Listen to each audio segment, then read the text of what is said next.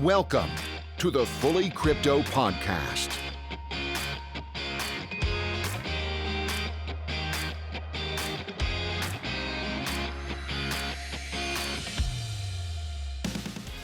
Hello and welcome to another episode of the FullyCrypto podcast, your home of quality blockchain and cryptocurrency news, reviews, opinion and more. My name is Mark Hunter, and with me as usual is the man who's harder to track down than a PS5, it's Alex Mears. Good morning, how are you doing, sir? I'm alright. Have you been trying to join the gaggle of people buying up a new PlayStation? No, not at all. Simply because I'm not interested for now. I was reading that a lot of people are having problems with with it crashing. They have to factory reset it like every 40 minutes. What, the PlayStation? Yeah, like there's some firmware issue. It doesn't matter what game you play, it just can't handle it and it just crashes. And the only way to get it working again is to factory reset. Ooh, so I thought, you know what? I don't want to pay over the odds for one. I'm quite happy to wait for them to fix this firmware bug before I go and get one. Because there's nothing worse than setting something up, though, is there? And then you got to factory reset it. Can you imagine, like, if you have waited all this time and all the hype, you're waiting to get your hands on it, you finally got your hands on it, and it doesn't work? Yeah, exactly. It's just depressing. Like, yeah. All that excitement and joy is just gone. How about you? You getting one? I was going to try, but then, it was just all the websites were all crashing all the time, so I thought I'm not really too bothered about it. But I'm not really much of a gamer. I don't really have the time these days, and especially considering, after Christmas, in January time, the market's going to be flooded with them. So, if I wanted to, like you, I'll just wait. Yeah, exactly. And there'll be some great bundles out at the start of the year. There'll be more games coming out. Because at the moment, there's only like 4 or 5 games built specifically for it. The rest you can just play on the odd consoles anyway. I mean... Obviously, if you've pre-ordered September, you're sitting back, probably pretty cocky, watching these people fight it out online to try and get there on launch day, and you're sitting there waiting for the courier to arrive with it. Well, it turns out that a load of people that pre-ordered from a particular website in the UK are not getting their orders today because it seems that the courier companies or someone related to them weren't prepared for the volume, and they weren't prepared for the size of the packages. Apparently, the size of the packages was causing a problem. I'm like, you've known for months and months how big the boxes are. How can a courier company not be prepared for how big the boxes are? Oh, this would worry me. I think these people probably won't get to see one. It wouldn't shock me if this is, they've just sort of set up some almost scam. Oh, I'm sure there's some that have done that. Without a doubt, some people have been fleeced. I mean, but these are genuine buyers with, genuine courier companies, the really cheap ones. But yeah, they've managed to cock this all up. So you've got these guys waiting all day at home for their PS5s to be told by email at midday it's not coming for like days and days. You'd be really, really gutted. But at least they know they got one coming in days and days. I pre-ordered back in September. I was number, I think, 8 or 9 on one list. And the guy didn't even get that many. Really? So, so I'm definitely waiting until next year. Yeah. So, at least they know they got one coming in a couple of days, so they can find solace in that. For people like me that haven't bothered to go and buy one on the launch day, if they could get there or not, they probably are better off buying Bitcoin, because we spoke last week about how when the price had touched like 18.4, we were quite confident in the fact that like we said, we'd be talking about a different Bitcoin price this time next week. But actually, it's only $500 less than it was when we spoke last time. It's refused to go down. Yeah, it's incredible the strength this thing has. I mean, I honestly got no clue what's pushing this along. It's it's just magic right now. It topped out at like 18.4, and then it had that massive candle further down, and it's been kind of trading, in a range for a bit. And I thought, this is the start of the decline. And then today it just jumped straight back up. This downtrend it's been in since just for a couple of days now. It's just jumped straight back up and gone over, and it looks so strong. And I don't know, I didn't think we'd be here to start with, and we just haven't had, it seems like if this is like a bit of a pause before another push up, we haven't had that massive like blow off top that we saw back in December 2017, which makes me think that we could actually get all-time highs before the end of the year at this rate. Yeah, I think, honestly, if this carries on the way it's going, we're going to pass that before, I think, possibly even the end of the month. Potentially, yeah. It's looking like it. If the strength it's showing now carries on, then it's very much within reason. And, I mean, is this the PayPal thing? Because initially we thought that the PayPal thing wasn't going to make a difference because it's not a genuine crypto product. But I've since then learned that part of the bit license says that if you are offering a CFD, you have to have the crypto to back it up, regardless of whether customers are buying a real product or not. That the bit license says that in this case this is Paxos rather than PayPal. They have to buy the cryptocurrency to back up what the users are buying. So, I mean, could this be people like Paxos having to buy up Bitcoin once PayPal has launched? Yeah, fair enough. I guess it could be. I mean, if people are lining their pockets, as fast as they can, just to prepare themselves for user demand, it could very well be. I mean, because you got every Tom, Dick, and Harry that has no idea about crypto is now going to dive in through PayPal. Yeah. So it could be. It could very well be. I mean, I was skeptical because I read that they had got a conditional bit license, but they didn't say what the conditions were. And I thought, I wonder if one of the conditions is that they don't have to back it up with physical. But it seems like the general consensus is that's not one of the conditions. They're still bound by this need to back it up. Yeah. So, but again, by the same token, I can't see an experienced company like Paxos being caught on the back foot and needing to buy on the hop to back up what's being bought through PayPal. They would have seen this. And, these kind of deals aren't done overnight. This has been in the works for months and months. So surely, while Bitcoin was around 10,000, they've been hoovering up as much as they can rather than buying in now. Exactly, yeah. You're not going to buy in last minute, especially if you've been planning this. It's like someone's birthday. You don't buy the birthday gift the night before their birthday, do you? I'm not entirely sure who this is that's pushing this, but it's been a bit of a crazy run. But this little lull we're in now, it's going to be very interesting to see which way it goes, because if it does start to creep up, then it shows that we're not done yet, which would be amazing to see where we get to. Yeah, I think this could just be a tiny little retracement, and it's going to, form us like a springboard and help us get up to close to 19k. If we see 19k before the end of the month, it'd be crazy. Yeah. But I wouldn't rule it out. No. It's possible. Not at the moment. It's just not showing any weakness. All the dips are being bought up and they're going higher. So, yeah, whereas before I was really confident that the 18.4 was going to top out and we are going to see the 20 to 30% retracement. But we're not there yet. So I sold all mine at 16 thinking, oh, here comes the dip. So I'm sat here like, oh, what have I done? What have I done? I'm hating this. But I know as soon as I go to buy more, as soon as I get back in, it's going to dump. Yeah, and it will. We are not naive enough to think that this won't go back. It will, and I'm sure you'll be able to pick up something close to what you sold at.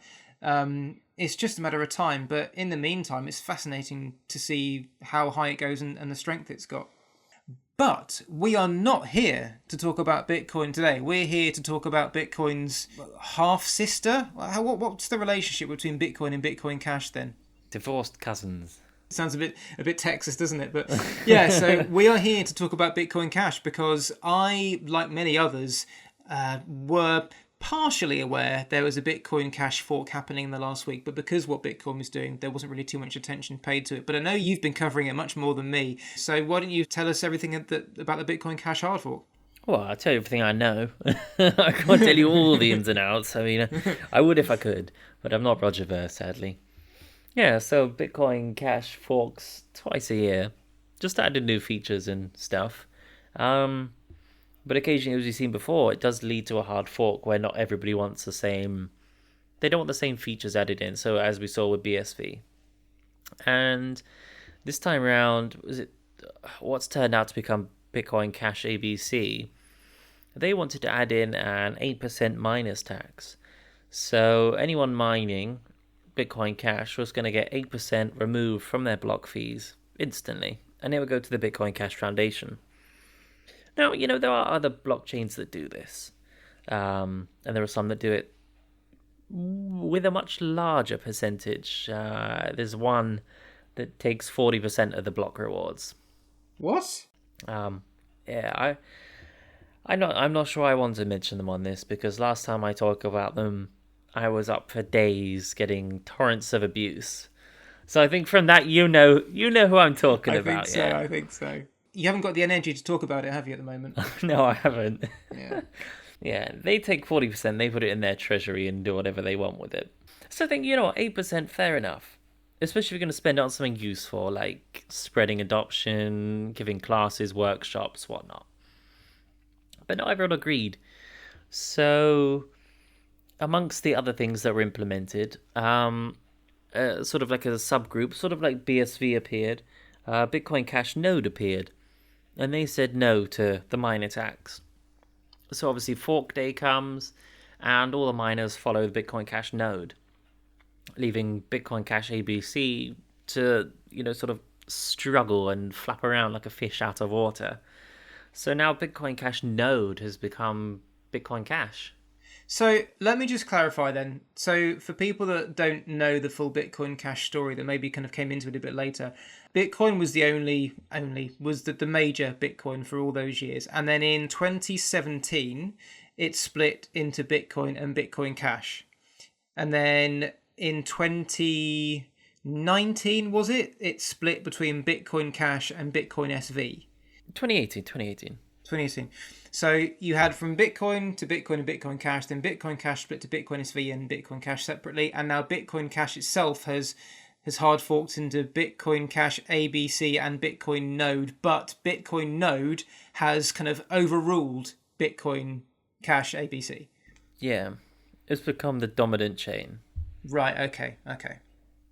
And yeah, loads of exchanges have just started accepting Bitcoin Cash Node as the dominant chain, which is really interesting.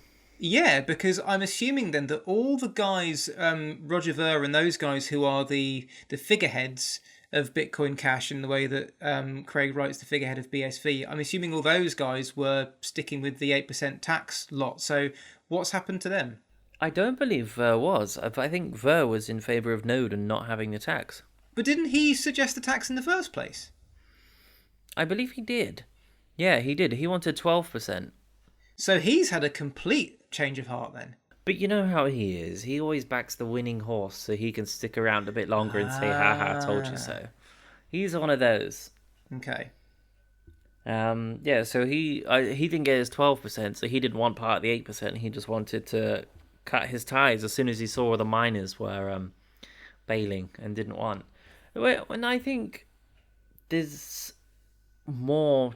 I think there's something that people could take away from this, is that if we all group together, if we all come together and say, no, you know what, I don't like that, or we don't like that, you put all your other differences aside, whether it's a race thing, you grew up in this town or this town, you support this team or this team, we put all that aside, like these miners have, they put all their little differences aside, they're competing against one another.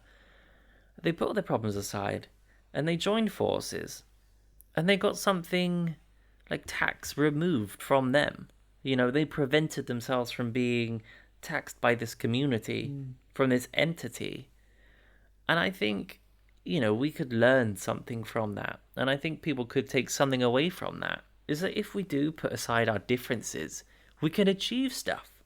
I think you're right, because a lot of people would assume that if you have two separate camps of any belief system, if you like, if you've got two separate camps, you would assume that those two separate camps, if they're fighting against each other, that the individuals that in those camps are on their own side individually, if you like. But it's not the case. Exactly. All the guys on Bitcoin Cash ABC were of the same mind, but you're right, all the miners are competing with each other. So they did have to put their differences aside and strive for a common goal, which is not maybe what people would have expected would have to have happened. Exactly, and I think that's why the split happened so unevenly, is because everyone thought, well, they don't like each other anyway because they're taking each other's blocks, and, if my mining pool becomes stronger, then yours makes less money, so obviously you're going to hate my mining pool. So they've put these differences aside, which is incredible.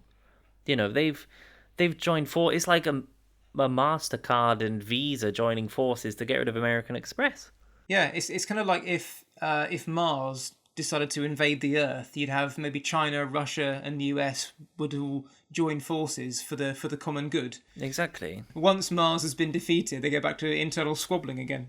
Yeah, exactly. And I think it's it just shows what you can achieve if you put those little squabblings aside and you just say, you know what, we're all people at the end of the day. Let's do what's best for us. And they do have a common goal because there is a reason. I mean, they're not just mining to make money. They could mine anything if they wanted to, but they obviously have some faith in the Bitcoin Cash ecosystem. So Yeah. they'd be pretty stupid to keep the internal fighting going at the risk of losing it, if you like.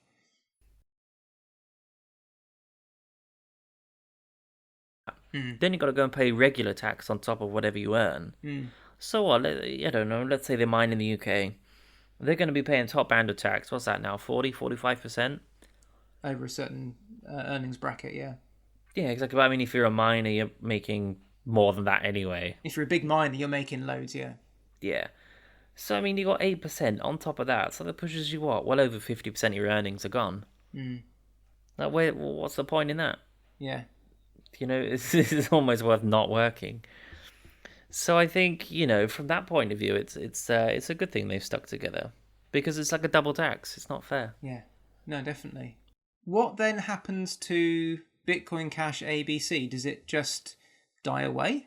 I haven't been following it the last couple of days, but I think they're trying to just say, okay, we're sorry, we're going to take it back and we're just going to leave that as a side chain and, you know, we'll come back and become friends again. That was the last I read. They're trying to become friends again and forgive one another. Because they did implement some other things as well to speed up transactions and make them cheaper and make mining easier or something. Okay. Because Bitcoin Cash is one of the ones that PayPal took.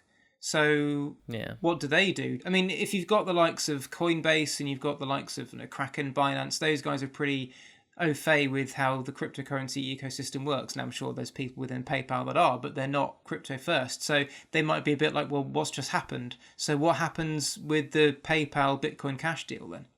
So they just followed the strongest chain. Okay. So whichever chain took the BCH ticker was the one they were going to follow. Right. And a load of exchanges were sending out emails saying we're going to follow Bitcoin Cash node. And we're going to claim that that's going to trade as BCH. Okay. It reminds me of the time, it must have been the split between Bitcoin Cash and Bitcoin SV, because there was a big fight as to who was going to take who, wasn't there? Yeah, exactly. Before the split even happened, the exchanges were saying we're going to accept Bitcoin Cash and not Bitcoin SV. So it sounds like it's kind of similar to that. Exactly, yeah. But I think that was down to the people involved. Uh-huh. A lot of people don't like Craig Wright and they don't like Calvin Ayre. Mm-hmm. So I think the exchanges took the Bitcoin Cash ABC side. They just flat out accepted that's going to be the one that wins.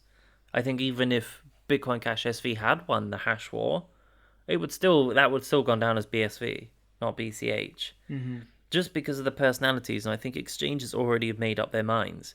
I got a lot of emails from exchanges saying we're taking Bitcoin Cash node as BCH from now on. Mm-hmm. So I don't know if it's a similar thing, like exchanges were, sort of taking sides with the miners.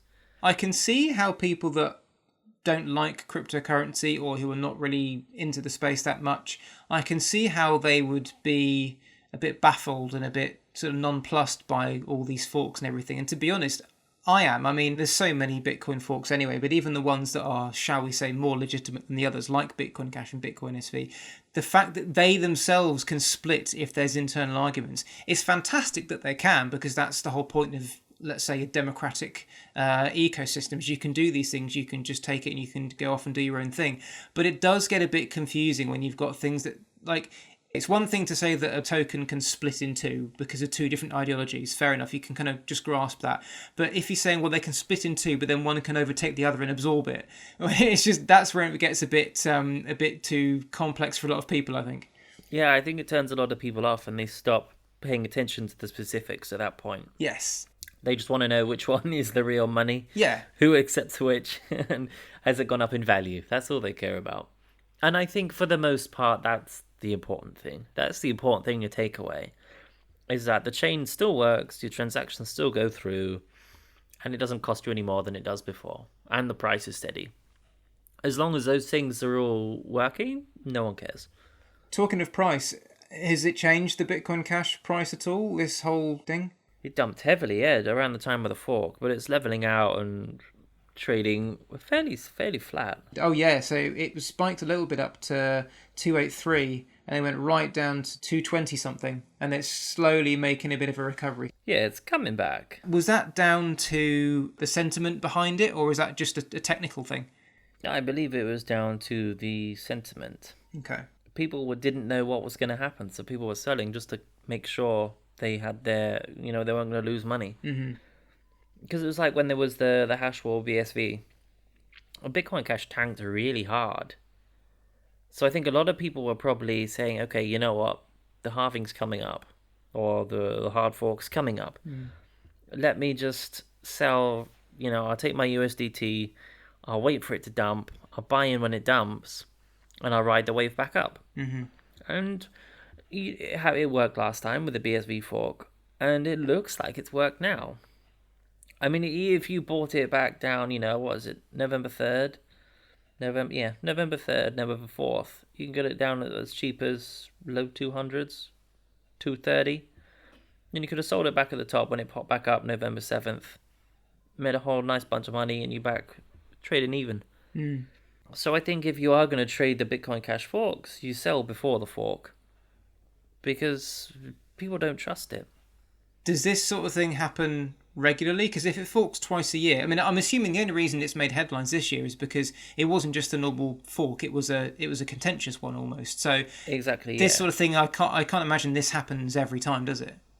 No, exactly. Usually it's just a fork where they add in an update, but every now and then half the people don't like the update, so they hard fork it. Well, that's just what I was going to say. I mean, it seems like this thing, unless there's a completely happy camp all the time, it seems like this kind of thing could keep happening if there are people that want to take it in one direction and some in another. So this could have, in theory, this could happen twice a year. Exactly, and I think this is what could really harm Bitcoin Cash, because as a developer developing on it, you're sort of in for these periods of instability. Every 6 months, everything could change. How is that useful to you as a developer? In 6 months, everything could be different. Your little app or whatever you've got on top of Bitcoin Cash may not work because of a change or because of a fork. You don't want to be left out in the cold.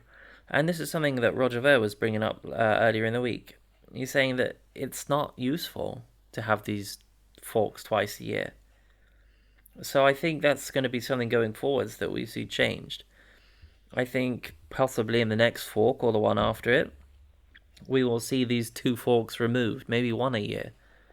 Or, even more spread apart. Maybe they'll reduce it down to one a year, then they'll make it one every couple of years. Yeah. Because, there's no need for it. You could just do it ad hoc. If they say you pile up a bunch of features, you say, okay, we've got 6 features ready to go live, let's do it. Just do it. Don't just say, okay, we're going to do it on this date. Because, okay, let's say tomorrow morning they've got a new feature that they've been working on. It's finally ready to go. It's got to wait 6 months. It's not worth it.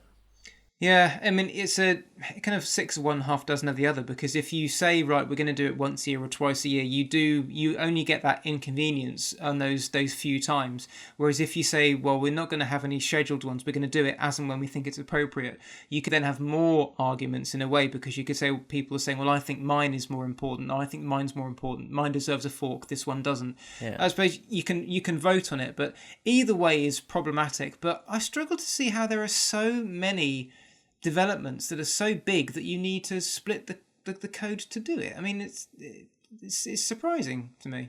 I think it's a very controversial project internally, as is anyway. So whenever you add something, you're always going to have people who are a bit pissed off. They're all hotheads. They all think they're right, and they're always gonna fight their corner to the death, aren't they? Yeah, absolutely. So you are going to get these explosions every couple of years of parties who have slowly recruited people to their side to see things your way. And you're going to have these splits. Yeah. But it's going to weaken the community, because if you're taking away, I don't know, let's say Bitcoin Cash started off with, say, 300 developers. So then with the BSV split 50-50, let's say, you're down to 150 left just in Bitcoin Cash. Now, again, you've just lost another half of that. Like if this happens every 2 years, let's say, how many are going to be left with? 10? 5? 1? Yeah. I don't think it's sustainable for them to keep having these hard forks. They need to learn to compromise a little bit. Yeah. Learn to accept one another's differences and maybe compromise. Instead of an 8% tax, why not make it 4 or 2 or 1? Because the Bitcoin Cash Foundation is loaded, doesn't need more money. And 8% is a lot. I mean, I suppose if it helps to grow the project and to grow the ecosystem, maybe 1 or 2%, you don't really begrudge that. But like you said, whacking 8% on top of tax you're already paying because of your earnings, it's greedy, isn't it? At the end of the day, it's greedy. Oh, it is. It's just greed. It's probably just the Bitcoin Cash Foundation. They want to go out for more fancy dinners, drive Lambos. Yeah. You know, I'm very sure they probably just siphon off themselves anyway. I mean, you look at some of the other ones that take a lot more. You never even see them in the news. No one covers them in mainstream media. They're never anywhere. So it makes you wonder what they're doing 40% of the mining fees. Yes. Yeah, absolutely. It just doesn't work. They get used to it. They get greedy and it just gets abused.